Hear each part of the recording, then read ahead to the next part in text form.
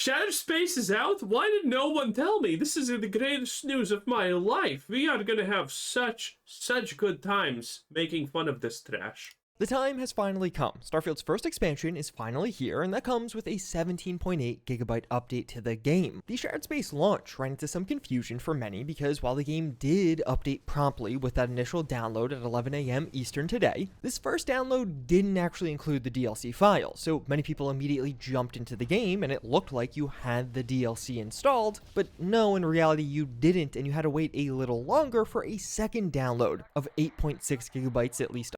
Okay, yeah, that's Bethesda quality for you.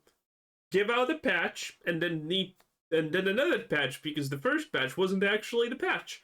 Yeah, this screams Bethesda already. I like it. On Steam, which does include the DLC content. So a rocky start to Shared Space for some out there, but this truly is two separate things. Starfield Shared Space expansion is of course finally here, and I'll go over my first impressions after playing for several hours. Because, yeah, I do have some thoughts already. There are definitely pros and cons to this expansion. And of course, any pro that the Juicehead says is gonna be probably a lie. Of course, the community is already voicing some of those concerns. But even beyond the expansion, Starfield did just get a new update to the base game, and some of the changes from this are incredibly important, and we need to highlight them. But hey, if you want healthier and easier to eat, no, I do not. Thank you very much. Will apply. But looking at some of the Shared Space content first, I have several hours played in this expansion right now, and I did a nice mix of things. I completed a bunch of main story missions, a few side quests as well, including exploring some of the different outcomes of side quests, what kind of choice and consequence there is, but also I did some adventuring around just generally to see what has changed in the broader game from this update in DLC. But I think depending on who you are and what you're really hoping for from Starfield right now, Shared Space is either amazing or not really worth it at all. Because considering Shattered Space has nothing new, it's completely not worth it. So when it comes to some of the new visuals and really the story, this DLC is incredibly engrossing. In my initial few hours, I felt completely sucked into this world and wanting to find out. Yeah, Juicehead. We all know you just want to get that Bethesda money. You want to get lathered up like a piglet because more and more. Early into the DLC, you're going to be transported to a faraway land. This is the home of House Varun. And from the second you step foot here, things will genuinely feel foreign. Bethesda used custom building kits. Nothing looks foreign here. It looks like, well, literally the rest of Starfield. All over the city, so even simple things like staircases, doorways, and some of the shrines around you all feel completely foreign and do genuinely. Guys, look at the Shattered Space expansion. Do you see the staircase? It's new! But that's a bonus when that's your, hey look, new staircases. Starfield is saved. Oh no, it's not looking good.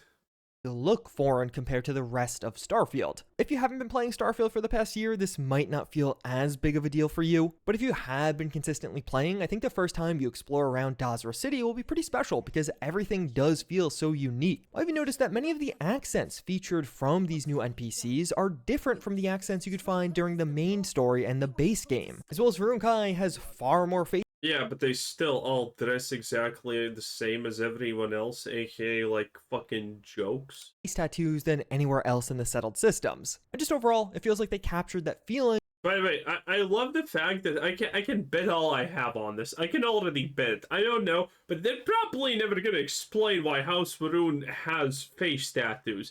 It's just a random thing they threw in because, oh, look at how unique House Varun is. They have tattoos. Yeah, pathetic.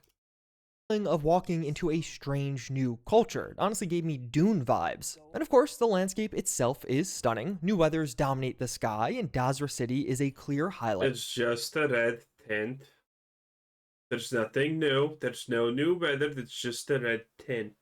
Here, organic exploration is thankfully back in Starfield. No more having to fast travel around in your spaceship. And honestly, this is one of those DLCs where you probably don't need to fast travel at all if you don't want to. They recently added these new vehicles into the game with the Rev 8 buggy, and Shared Space is laid out with a nice road system that'll interconnect each of the major locations so you can drive around and it's fairly easy. And there's going to be a mix of things here. Just new handcrafted locations are going to be all over, but there's also going to be points of interest too. And this all those come together to have that Bethesda magic once again. I was exploring the city, going through the main quest, but then of course I get sidetracked by two NPCs arguing, and then I spend an hour side questing with them and discovering new and different parts of the city and its surrounding. I think Okay. Let's check out the dialogue. What you have done goes beyond disgraceful. It's morbid, disgusting. Very good animations to express that something is very, very deeply unsettling here, or not. You should be hanging. You should be hanging your head in shame. But instead, here you are acting like a common fool. This is. What am I supposed to gauge from this? This person did something bad, and the other one is like, you are just acting normal. Yeah. Oof. This is already so bad as dialogue. What purpose does this serve? What am I gauging here exactly? What am I supposed to understand from this dialogue? I have no idea.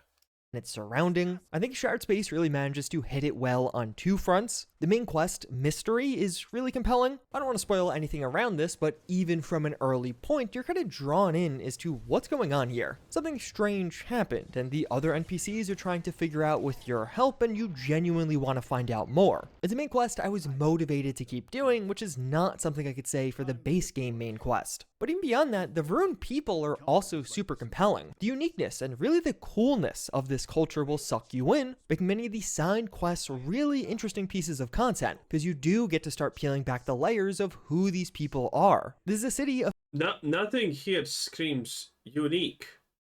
Nothing at all screams here unique. The architecture is as bland as the rest of Starfield. Let's look at this conversation. Is this going to be a unique thing where they can settle disputes by fighting? Culture will suck you in. Pray that you lose, brother. If I am to die, my ghost will never let you rest. Making many of these side quests really interesting pieces of content, because you do get to start peeling back the layers of who these people are. Oh, and they start fighting. Okay, so this is what I was talking about. This is just a backward inbred group of people, and they're all idiots. This is what you get, because your companion, who is from House Varun, is socially autistic. They have no social skills and don't understand basic human concepts. So everyone in House Varun is fucking low IQ. This is a city of Wow, they get and this is what makes them unique. Face tattoos, and you can fight to, clear disputes. Yeah, that seems effective. affected by disaster, and Bethesda has random encounter NPCs around to Also, that animation was so pathetic. Let's look at this by again. disaster, and Bethesda has random Wow, what a fight. House Varun is so good, they don't even know how to fight. encounter NPCs around to really show you how Please, just eat something, drink something, say something, please. Oh my god, this makes them so unique.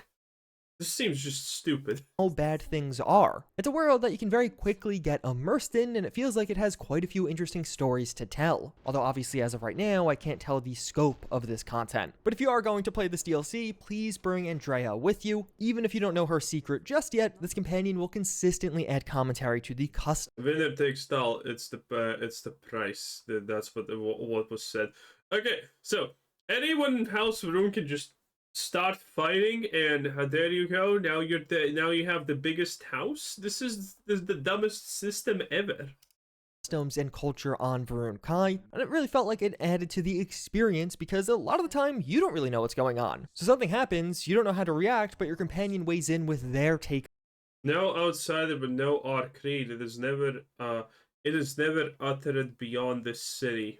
Wow, that is some retarded conviction right there. In the situation, and it really helps with navigating what's going on. But Shared Space really does feel like just Wait. They also just have a random phrase And if you randomly edit it, it's like your house ruin. Like just a story expansion, at least based off my initial hours and impressions. And that isn't to say it's a good or bad thing, but if you are looking for a broader change to Starfield for the rest of the game to be overhauled, kind of like Cyberpunk 2.0, that is definitely not this. And honestly, after a couple of hours, even compared to other expansions like say a Far Harbor, it feels like Shared Space is lighter on the content, on the stuff and things side compared to what you would typically expect from an expansion like this. There are new weapons added, but at least as of right now, based on data mines, it seems like it is just 2 new weapons, and while yeah, they're really cool.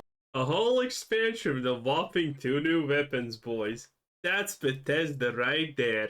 Love it. Mechanically being quite distinct compared to other weapons in the game, but also having really nice animations and visuals. But beyond that, you'll find enemies using reskinned weapons from the base game that also have a new ammo type on them, which just feels a little bit lazy. It feels like it would have been nice to get more than 2 new weapons for this completely unique and distinct culture. Oh, wow, yeah, yeah, you can just, this is like the second gun you find in the game, so yeah, wow. Distinct culture. Impressive. There are no new ship parts in this expansion, and this particularly is frustrating a lot of people. It was previously mentioned how expanded ship customization would be a part of the expansion, but it seems like they literally just mean this new Get new ship customization options, don't actually get any customizable parts. Oh man, it's just, I'm gonna love this so much. flip feature, which is already possible on a past version of the game, but then was patched out, but now they added in a more proper way to do it. I explored for new points of interest, and while I did find one. So Bethesda just did the classic, oh, there was this feature before, we remove it, but congratulations, now it's part of an expansion. Are you not happy? Oh man, this is just bad. New point of interest, it was still relatively simple, largely just being a shrine to House Faroon from some zealots, and as I continued exploring, the next 2 points of interest I found were repeats from the base game. And as of right now, it seems like you Man, can't is actually... that a dead dragon? The next 2 points Oh man, are we finally gonna unlock the true power of the Starborn, aka Dragon Shout? of interest I found were repeats from the base game. And as of right now, it seems like you can't actually build outposts anywhere in the Kavnik system. Their placement is just blocked, although perhaps there's some kind of story unlock you'll access later on. So to be clear, I am really impressed thus far with this city, and the story has really sucked me in. I'm definitely going to be playing more of Shattered Space after posting this video. But this is definitely not Cyberpunk 2.0, and it's not even necessarily as item rich as other Bethesda expansions. This really is a story It's necessarily just shit, as everyone with a brain expected. focused experience with some cool visuals around this new city and some of the handcrafted content. And while I have really found this story interesting, there definitely are a couple of God, look at this combat. It's storytelling just... issues that have popped up even in the first couple of hours. This is a very early on spoiler that's relatively light, but if you're trying to go in blind, I would skip to the next. So, he's trying, by the way, Juice is trying to say the new guns are cool, but here we see what happened. He's using the new guns, and they're shit, so he switches to his actual good gun. Fun. Section of this video, but to do this DLC, you do have to join House Faroon, considering there are other religions in Starfield that people might want to roleplay around, particularly considering there are traits associated with those religions. It does feel a bit interesting from a role-playing perspective to compel you to choose this one. You don't have a choice. If you don't want to join, you just... Well, of course you have to join House Maroon. It's House Maroon. It's super cool, mysticky and shit. And of course the... We know who wrote the story for this garbage dumpster pile. So why is anyone even pretending that they're surprised? Can't do most of the content. The quests overall did have quite a few choices to them, and I found the content of the quest to be really interesting. I was having fun all along the way. But during one of the side quests, there were 4 very Okay. Dialogue. You were not dead. You did not see Anasko? It felt different. We have already wasted so much time. content of the quest to be really interesting. I was having... You're correct. I was not dead because you elected to travel to the spaceport on your own and then decided this on your own. What the fuck is this dialogue? Who even speaks like that? Man, you know what's the worst thing about modern movies, games, and all of this crap? There's just There's just so much said that doesn't mean anything for the story, for the environment, for anything. And it's not even something just a random person would say because they're supposed to be a random person. It's just a sentence like this, like, who the hell writes this? Someone who's on Twitter constantly? Fun all along the way, but during one of the side quests, there were 4 very distinct different outcomes, or at least it seemed that way, but in reality, once you actually went each of those different paths, you found that there is no use for needless bloodshed in times like these. Motherfucker, you literally, we already know that you have established that fighting is a Varun thing and you must always do it and blah blah blah. And now you're saying there's no need for bloodshed. Pick one and stick with it. everything kind of ended up in the exact same way. And in 2 of the outcomes, where you side with either one character or another character, both of those characters will actually use the same pieces of dialogue, at least for part of the outcome, which just kind of felt weird. Like you're hearing the same dialogue that would be said by the other character if you just went the other route. There's some additional custom dialogue beyond that, but things weren't all that unique. During one of the main story quests, there was He's just saying, as we all expected, there's no real choice in this game because every choice you make leads to the same outcome. an entire optional side objective. Also, hello, DUI. To take out a certain group of people for a specific character. There's quite a bit of dialogue around this. You're working secretly with this character to do that. I personally didn't do it. I just decided to not take out this group of people, and it just never comes up again. I would have expected this NPC to be mad at me, but no, they weren't. They never even spoke about it again, and even going up to them. Well, of course, why would anyone in Bethesda account for